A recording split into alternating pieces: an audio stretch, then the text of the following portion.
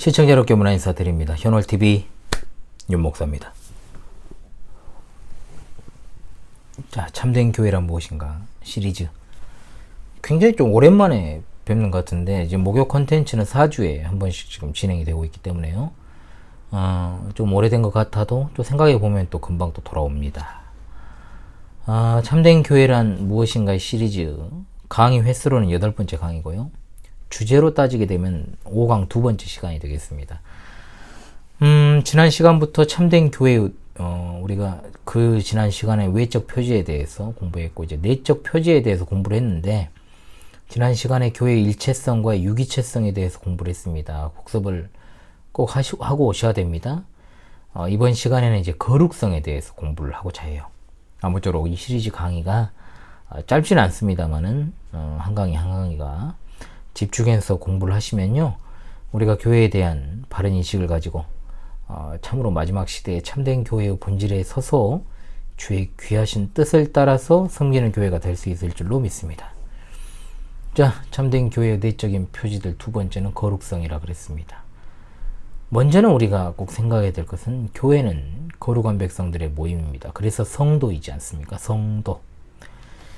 골로새서 1장 18절과 그리고 22절의 말씀은 하나님께서 그리스도의 육체의 죽음으로써 우리를 자기와 화목하게 하신 것은 우리를 거룩하고 흠이 없고 책망할 것이 없는 자로 세우시기 위함이라 말씀하죠. 교회는 하나님의 뜻 안에서 교회의 머리 되시는 거룩하신 예수 그리스도와 연합하여 신분상으로 거룩하게 됩니다.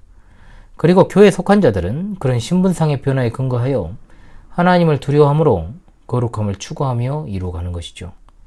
교회는 거룩하다라고 했을 때 우리가 생각해야 될 것은 두 가지입니다. 첫 번째, 거룩함의 근거는 어디에 있다? 바로 예수 그리스도십니다. 아멘. 사실 성도라는 말 안에 거룩함이란 말이 들어있죠. 교회의 머리가 예수 그리스도신데 예수 그리스도의 거룩함으로 인해 교회가 거룩한 것이고, 따라서 교회에 속한 모든 지체들은 죄가 하나도 없고 흠도 없고 점도 없으신 예수 그리스도로 말미암아 이미 거룩한 것입니다. 물론 그 거룩함은 우리 삶으로 드러나게 되어 있고 또 드러나야만 합니다. 하지만 그것은 2차적인 내용이고, 교회의 거룩함은 우리의 행실을 통해 드러나기 이전에 교회의 머리 대신 주님으로 인해 갖게 된 교회의 신분상의 특권이라는 것을 여러분 꼭 기억하십시오.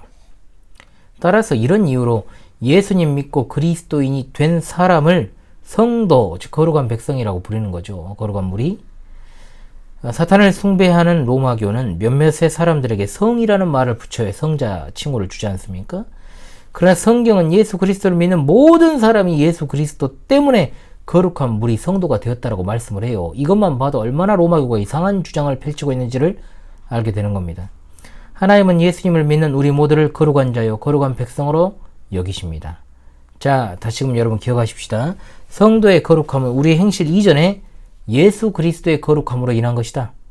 아무리 행실이 괜찮아 보여도 거룩하신 하나님과 관계없고 거룩하신 그리스도와 연합되어 있지 않다면 거룩하다 할 수 없습니다.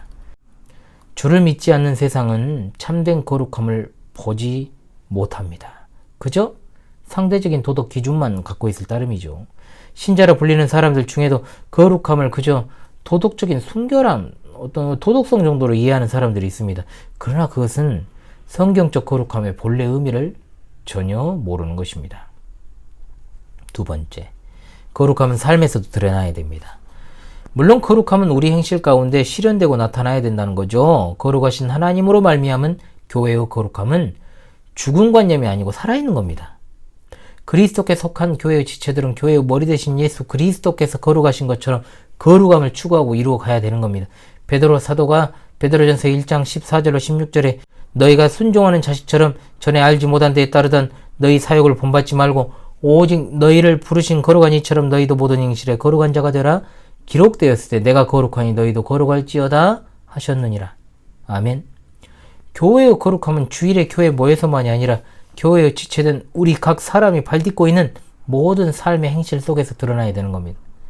그리스도의 이름으로 말미암은 우리가 바로 이 교회의 거룩함을 드러내는 존재이기 때문에 더욱 그러합니다. 기본적으로 거룩함이란 뜻은 구별되다, 자르다라는 의미가 있죠. 죄악된 것과 속된 것으로부터 구별되다, 잘라내다, 이런 의미가 있습니다. 그러나 성경에서 말하는 거룩함은 소극적 의미뿐만 아니라 우리를 부르신 이처럼 거룩한 자가 되는 것, 즉 하나님의 도덕적 성품을 본받는다는 적전 의미를 가지고 있다는 겁니다. 어떤 사람들은 정해진 규칙을 갖다가 엄격하게 지키는 것으로 자신을 구별하고자 하는 그런 어떤 경우가 있습니다. 물론 그러한 행위 자체는 경건 생활에 도움은 되겠지만 그것은 소극적인 것입니다.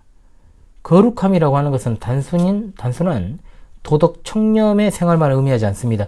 우리 성도들에게 있어 언제나 거룩함은 하나님과 연결되어 있기 때문에 그리스도의 몸된 교회 안에서 거룩함을 가지고 세상에 드러내야 되는 것입니다. 셋째로, 그리스도의 몸으로서 성도다운 삶을 살아가야 됩니다. 자, 그리스도인의 모든 삶은 교회로서의 삶입니다. 교회로서의 삶, 기억하십시오. 이 말을 이해를 잘해야 됩니다. 교회라는 것이 건물도 아니고 또 예배당도 아니에요.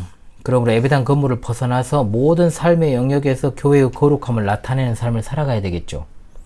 성도라는 이름에서 주는 의미를 우리가 알 수 있는 것처럼 성도인 우리 삶은 개인적인 의미만 가진 것이 아닙니다. 우리는 교회로서 그리스도의 몸으로서 우리 삶을 생각해야 돼요. 우리가 이 땅에서 거룩함과 반대되는 온갖 더러운 것들에 둘러싸여 있지 않습니까? 우리 마음은 조금만 방심해도 쉽게 더러운 것으로 기울어요. 이 죄성이 있죠. 그럼에도 불구하고 우리는 그런 조건에서도 자신을 깨끗하게 하고자 해야 될 그런 사람들이란 겁니다. 교회 지체라고 하는 것이 단지 교회에서의 지체로 끝나는 게 아니고 자기 삶에서도 거룩함의 지체로 살아가야 된다는 뜻이죠. 교회가 이처럼 얼마나 비난과 지탄을 받고 있는 시대 아닙니까? 우리는 그들과 같은 자리에서 똑같이 신랄하게 비판할 것이 아니라 얼굴에 침 뱉지 말고요. 나 자신의 어떤 책임감을 통감하고 아파해야 되는 겁니다. 왜냐하면 드러나지 않았을 뿐 그것이 결국 내 자신의 모습일 수도 있거든요. 거룩함을 추구하는 유일한 길, 그리스도의 통치하심과 성령의 교통하심 안에 거하는 것입니다. 성령 하나님은 우리로 하여금 거룩한 것을 생각나게 하시고 그것을 따르도록 도우시며 역사하시는 분이십니다. 그러므로 우리 안에 내주하시는 성령을 의지하여 교회 안에서든 밖에서든 교회의 머리 되신 그리스도의 다스리심 안에 있고자 해야 되는 겁니다. 주께서 거룩하신 것처럼 우리 또한 거룩한 자로 부름받은 사실을 기억하고 죄악을 거부해야 될 줄로 믿습니다. 아멘. 자, 넷째로 교회의 생명은 거룩함에 있다는 것을 인정합시다. 자, 시대가 진짜 추접하죠. 진짜 표현 그대로. 그런데 교회 안에서조차 거룩함이 희귀해지고 있어요. 그냥 그러려니 하고 휩쓸려 가면 안 되죠. 거룩함에서 멀어지면 교회는 생명력을 잃습니다. 자, 한 20년 전부터인가요? 한국 교회는 거룩함의 추구보다 다른 외적인 것들이 추구되기 시작했어요. 신비한 22년이 뭡니까? 훨씬 오래됐죠. 물론 제가 말하는 20년은 신사도 운동이 본격적으로 한국에 상륙해서 이것이 꽃을 피우는 때를 말하는 겁니다. 신비한 은사체험, 정체불명의 종교활동, 도저히 기독교적 행위라고 볼 수 없는 일들이 교회에 난무하기 시작했습니다. 신학도 정체불명입니다. 잡탕이죠. 신앙도 정체불명의 신앙이 판치입니다. 이런 어떤 일들을 통해서 그동안 냉랭해왔던 교회 분위기를 바꿔보려는 의도가 있다라는 식으로 포장을 하죠. 그러나 그와 같은 일들 속에서 거룩함을 추구하며 죄와 싸우는 것은 거의 찾아보기 어렵게 되었다는 겁니다. 교회가 교회의 본질을 잃으니까 세상으로부터 불신자보다 못하다는 그런 이야기를 듣습니다. 정말 비극 중에 비극 아닙니까? 우리가 오늘날 교회의 현실을 개탄할 수는 있지만 객관자로서가 아니라 정말로 하나된 교회의 일체성 안에서 나 자신을 돌아볼 수 있어야 된다.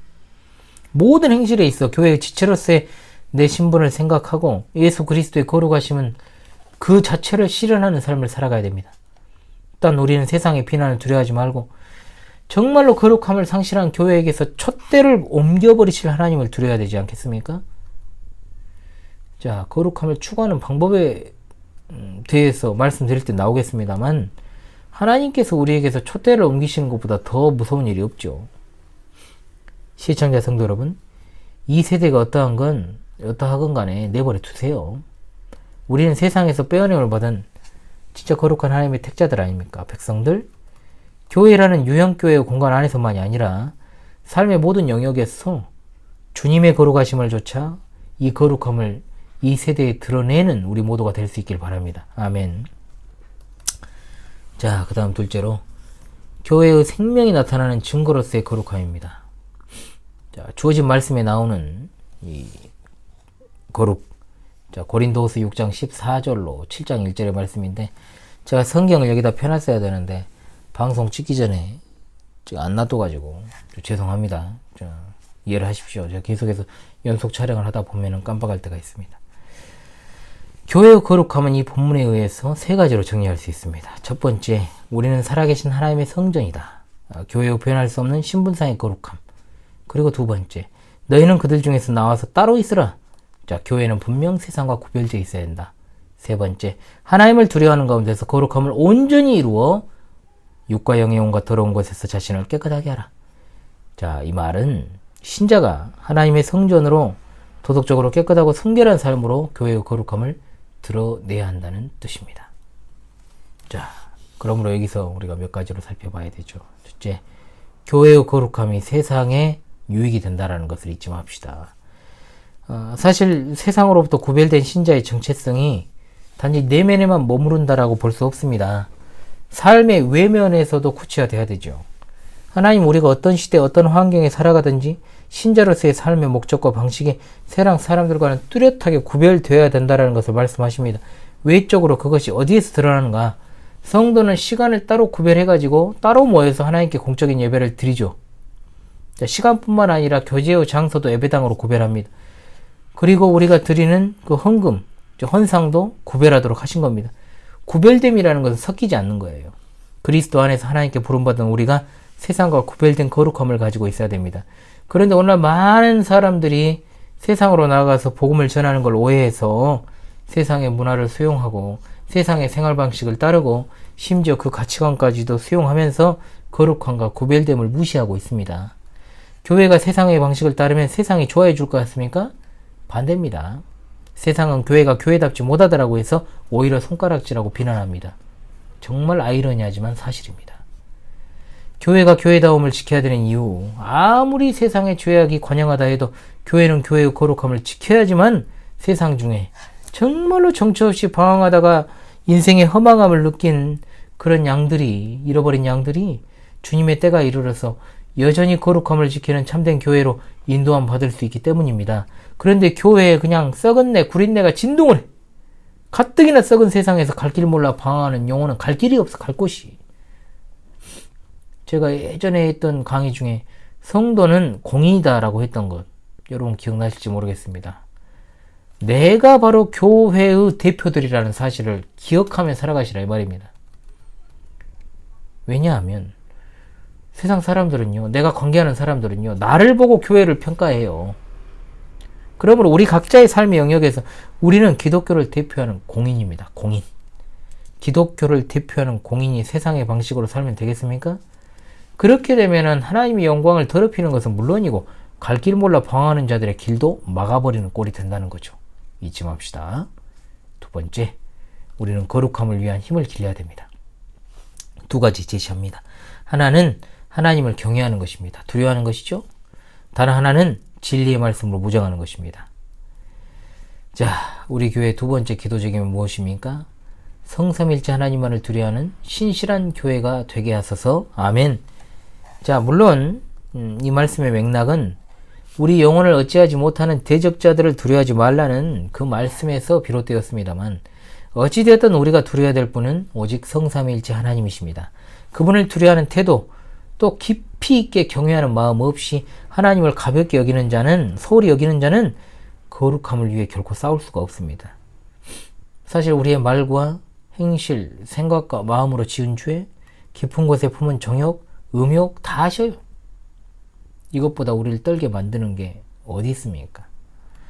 마땅히 우리는 하나님을 경외해야 됩니다.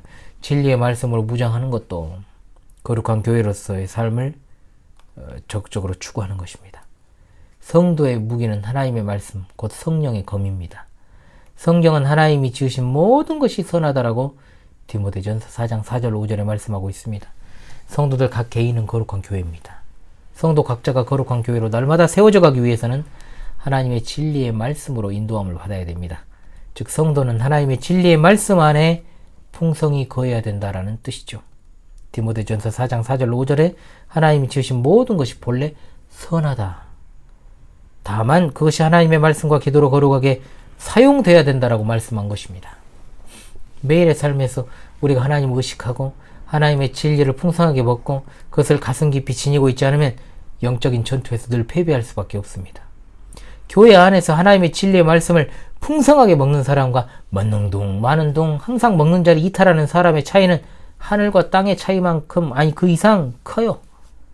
성도라면 그 이름에 걸맞게 하나님의 말씀을 강요에 의해서 마지못해 받아먹는 심령이 아닌 말씀에 갈급하여 더욱더 갈구하는 심령을 가진 자이고, 형식적인 신자는 하나님의 말씀을 받아먹는 척하면서 뒤로 퇴 뱉어버리는, 그리고는 세상의 것들로 배를 채워나가는 그런 사람입니다. 따라서 성도는 하나님의 말씀이 그 안에 풍성히 거하게 될수록 세상적인 관심이 사라져요. 하나님을 더욱 알고자 하는 소원이 그 안에서 무르익어 가지만, 형식적인 신자는 분별력이 없어 늘 같은 문제를 가지고 고민하면서 흔들리고 넘어집니다. 교회 성도 각자가 거룩함을 드러내는 것은 다른 것이 아니라 우리의 영과 육의 청결함을 기초로 해서 교회와 세상이 분명히 구별되어 있다는 것을, 다르다라는 것을 그 삶으로 세상에 비추는 것입니다. 어찌 세상과 똑같은 사고방식으로 모든 일을 대하는 이가 거룩함으로 세상을 비칠 수가 있겠습니까? 그런 자는 오히려 세상에 휩쓸려서 세상을 더 어둡게 만드는데 일조할 수밖에 없습니다.